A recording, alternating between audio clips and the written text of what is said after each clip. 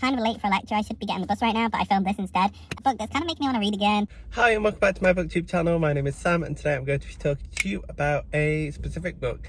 Now, excuse the way I look, excuse my voice. I have been ill for the past few days, and not just with a cold. I've been ill with reading slump. Like, I've not been feeling the books I've read. I've been bouncing between quite a few different books and I'm just not feeling any of them. And I want to finish a book. I just want to finish a book and get out of this slump because I love reading and I hate not reading.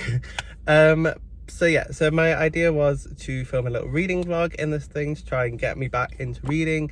And the book I'm going to be reading is one that I let Instagram decide. I put a poll on my Instagram story saying here are some of the books that have been picking away at my brain, and I just put a poll on, and the one that won was The Memory Police. Oh, I forgot steering wheels here.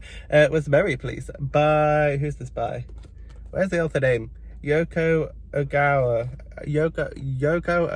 Yeah, this one I'm going to be reading. It was between this one, Soulmates by Susan Lee, Razorblade Tears, I can't remember who that's by, The Only Good Indians, can't remember who that's by, and Jay's Gay Agenda by Jason something. Yeah, Jason something. And then obviously this. So it was quite a big poll in terms of like the choices, and there was 4 that were just completely just like on what's the word, that were at a tie. There was 4 that were at a tie, so it's like kind of like, okay, am I gonna end up reading 4 books at once? Like, please make one definitive choice.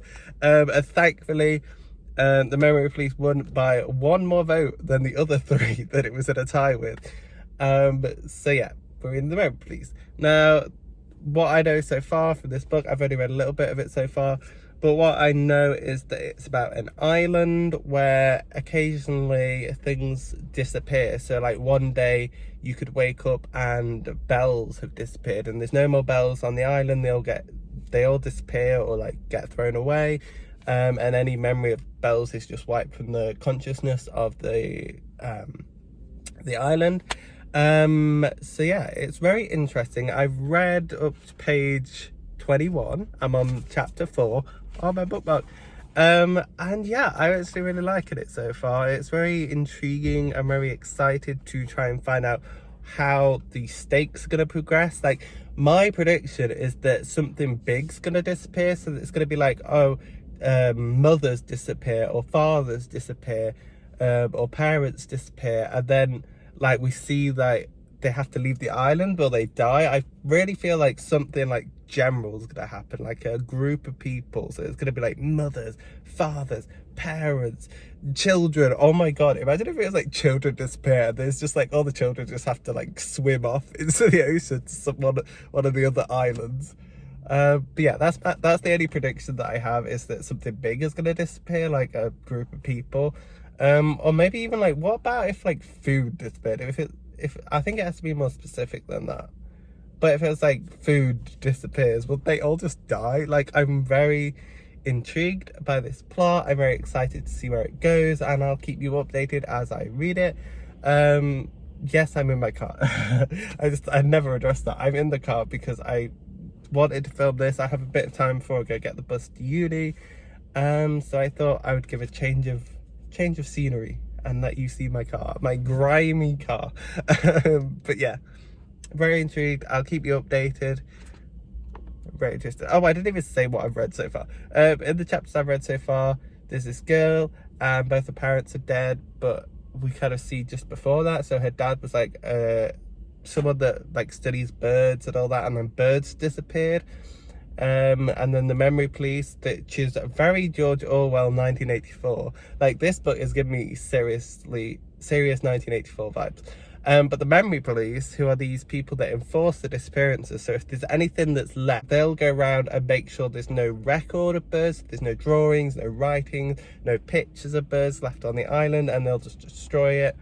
So yeah, I've just seen them do that to her and all her dad's work on birds, which was one of the last things she had left of him, which was very sad. But thankfully she's still got like some private letters and some pictures of him, so it's not all bad. But yeah, that's what I've read so far. So yeah, there's someone parking next to me, so I'm gonna go. I'll catch you up when I've read more. Bye. Right, so I'm back. As you noticed, I'm in the car park again. I think this is just gonna end up being like a car vlog at this point. But I've also had my hair cut. Not sure how I feel about it. It's a little short. But yeah, talking about cars, I look like I've been hit by one. But I'm here to give my update on the Memory Police. Now I'm about 8 pages in. I'm on chapter 10. And yeah, I'm really enjoying it. Spoilers from here on out. I think the first part was very non-spoilery kind of beginner stuff, but we're going to start getting into some spoilers now. And I've gotten into the part where she is having to hide her editor in the house. She's got like this little hideaway, and it's very cool. We get to see her and this old man working together to making a toilet. And all I'm thinking is like, oh my god, you're going to be so claustrophobic. Like, surely by the end of this book, we have to get rid of the Memory Police. We have to get rid of the Memory Police because R, who is the guy hiding in the basement, kind of underground between the floors room thing, he can't be there forever. I mean, he has like a pregnant wife, so like he's got to see his kid eventually. So what I'm thinking is by the end of the book, we'll either overturn the Memory Police, or spoilers for 1984, we might still be stuck in this situation by the end of the book and it'll just be a depressing ass ending like that, which I hope it isn't, because that's what disappointed me about 1984. So I'm hoping this has a better ending. But yeah, that's about it. She's hiding someone in a basement. We get some more beautiful writing. Like, the writing in this book is so good. The only complaint I have is our main character is also writing a book about this person who's mute and typing on a typewriter and having a love story. I couldn't care less. Like, I want to read this book. I don't want to read her book. I know it's relevant because it's talking about being silenced and losing your voice. But like, I just want to read the main story. I don't want to be dragged out every few chapters to read this fan fiction that doesn't even matter. That's my only complaint. I couldn't care less about those parts of the book, but they're only like a few pages, so it's not the biggest deal. But yeah, that's about my update. I'm really enjoying it and I can't wait to get further in. So I'll get back to you when I've read more, maybe in the car. We'll see if this turns out to be a car video. But yeah, see you in a bit. Hi, I'm back, the car's back, and the book is back because I've now finished The Memory Police, which I'm very happy with. It was a really good book, but we'll get into that in a minute. So yeah, this is the first book that I've read all the way through for a little while now. I've been audiobooking things, so this is like the first one that I've read with my eyes for like the past few weeks. I've just not been reading that much apart from like my uni books, which are so boring. But yeah, I'm glad this one was chosen by the Instagram poll that I did, because I really enjoyed this one. It was very different to what I expected. Like, I was going to do an update where I predicted the ending, but I just didn't have the time to do it. And I'm glad I didn't, because I would have looked stupid because of my prediction for what was going to happen or what I wanted to happen. Nowhere near what happened. But a lot has happened and I can't remember where I left off. So I'm just going to say some of the major points at the end that happened. So we started to see disappearances of, like, the first thing, I don't know if I mentioned, was the disappearance of novels. Novels disappeared, and our character, who is a novelist, she's a writer, obviously that hit her hard. That was kind of the first big disappearance that we saw, really, and she kind of lost her ability to write. She couldn't put words together, she couldn't form sentences or like a story at all, and it was really sad because this is something that she loves doing. She's written books to put in the local library and stuff like that, and it was just taken away from her so easily, so that was really sad. And then something that was like just adding on to that to be even more like a knife in the wound, salt in the wound, books disappeared, and we had this whole chapter where we had to take all the books from the house and we had to go burn them in big piles, and we went to the library and the library was on fire, and it was just, oh my god, the books. And that very much reminded me, I haven't read it yet, but Fahrenheit 451, is that it? 457, 451, where it's like about burning books. It reminded me of that, even though I haven't read it. I think it's just because of stuff that I know from that book. So it's kind of like a mix of George Orwell and Ray Bradbury, I think, wrote Fahrenheit. So yeah, this is very reminiscent of that. And then we had an earthquake. Okay, before the earthquake, my prediction was that we were gonna use this old man's boat. The old man is the main character's friend. I thought we were going to use his boat and he was going to kind of get his memory back a little bit and fix it up. And then we were going to like try and escape the island and see what the world outside the island was. And if things disappeared outside the island or whether it was localized to this one island. That didn't happen because an earthquake shook. Yes, an earthquake. I was not expecting that. I mean, it's Japan. They have earthquakes. I should have maybe thought that was a possibility, but it just happened and everything started shaking, and then a tsunami came straight afterwards, which is kind of worrying because I'm going to Japan, and I swear to God, if there's an earthquake and tsunami when I go to Japan, that is just the worst luck. But yeah, an earthquake struck, then a tsunami, we saw loads of destruction, the memory police came in taking people away that had been forced out of their hiding spots due to the damages, and the memory police, I hate them so much. And then we found out that the main character's mother, she made sculptures, and we find out after the earthquake that she hid disappeared items. So like there's a harmonica, there was sweets that she'd hidden inside these figures so the memory police couldn't find them. And if you just broke off the end, you could pull them out and they start getting all these different items. And R, who is still locked away in the secret hideaway, starts telling us about all these things. It did get a bit slow as there was like pages and pages on how a harmonica works and what a harmonica is, and it's like, I don't care. So that was kind of a little draw away from the book. I didn't really like that long explanation of that. But yes, then we go to this old cabin that their mother used to have to work in. We get some more sculptures to try and find all these hidden items, and the memory police stop them at the train station, and by sheer luck the statues aren't searched because someone faints behind them and they all get rushed onto the train with just showing their ID, which that was intense because I really kind of wanted to see what would happen if they found out, because I just wanted to see the inside of the memory police. We saw a little bit when she went to visit the old man, but I wanted to see what happened to the people the memory police took away, which I guess is part of the mystery of the book, but I just wanted to know. We get home safely with all the things, we find all these new things, and then the book starts to get a little weird, a little existential. It goes from like this Orwellian dystopian totalitarian system to this kind of more surrealist, out of the body kind of experimental writing, and it was just weird. So the first major thing that disappeared, oh wait, the old man died. I probably should just add that the old man died.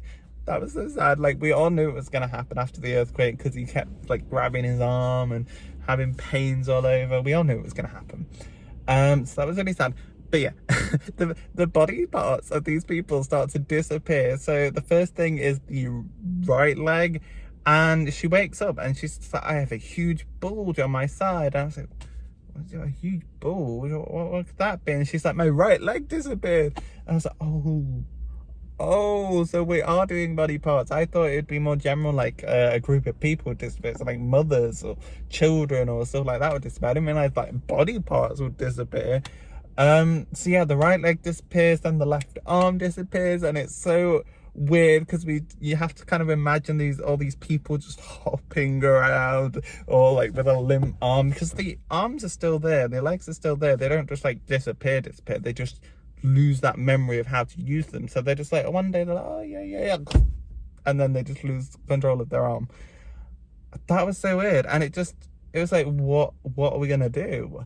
How are we going to escape this eventuality of not being able to use our own bodies? So yeah, that's kind of where it starts to come to an end. We see she completely loses control of her entire body, and she becomes a voice. And now I found this really hard to imagine because I didn't know whether we were supposed to imagine a disembodied voice, which was kind of described, or whether we were supposed to just imagine her body just laying there and her kind of talking like this. I wasn't sure what I was supposed to be visualizing, so I kind of more went for like just a wisp of wind with a voice in.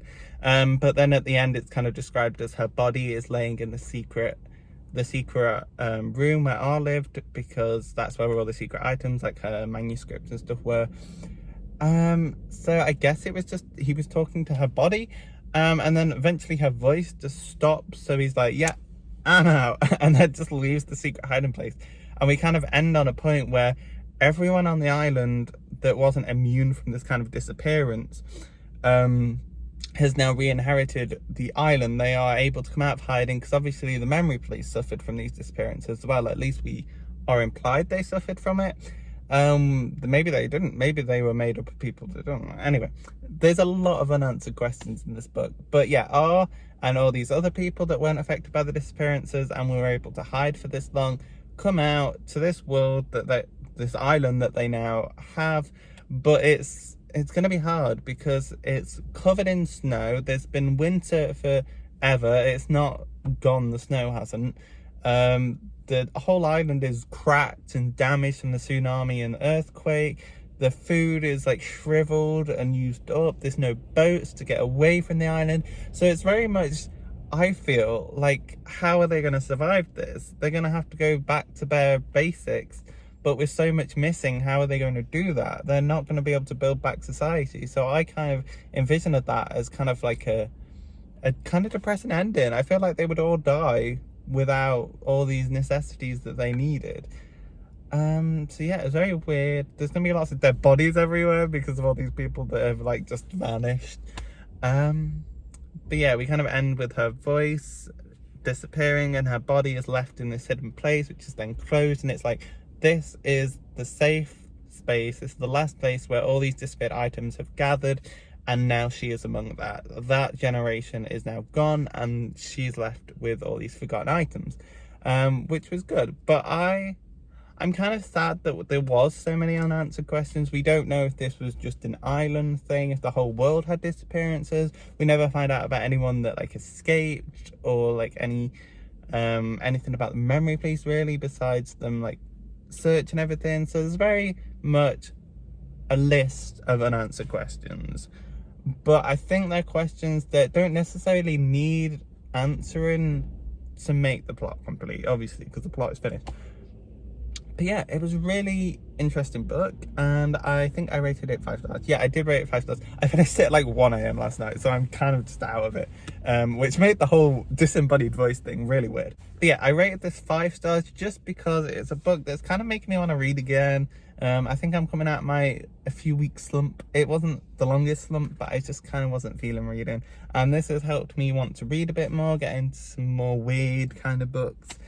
So yeah, I gave it 5 stars personally for that. And also the story is really good. I really like the blend of this totalitarian system with this kind of surrealism, and yeah, it was just really well. And there was lots of beautiful quotes you could pull out of this. I should have probably highlighted them, but I didn't, so I don't remember any. But it was a very beautifully written book with a beautiful plot, a lot of unanswered questions, but that's the only thing that I had an issue with. But yeah, I definitely recommend this book. I don't know what else to say. I'm kind of late for a lecture. I should be getting the bus right now, but I filmed this instead. But yeah, I don't know what else to say. So that is The Memory Police by, who was it by? Yoko Awagawa. Really good book. Highly recommend. Check it out. I don't know why you would check it out if you watched this all the way, because I've just told the entire plot.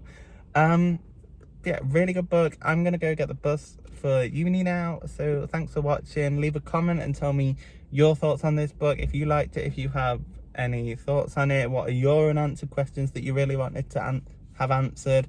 Leave a like, subscribe. We're doing really well on the subscribe thing, and I'm so happy. I just keep seeing it go up slightly each day, and it's so cool. Thank you so much for subscribing if you're new.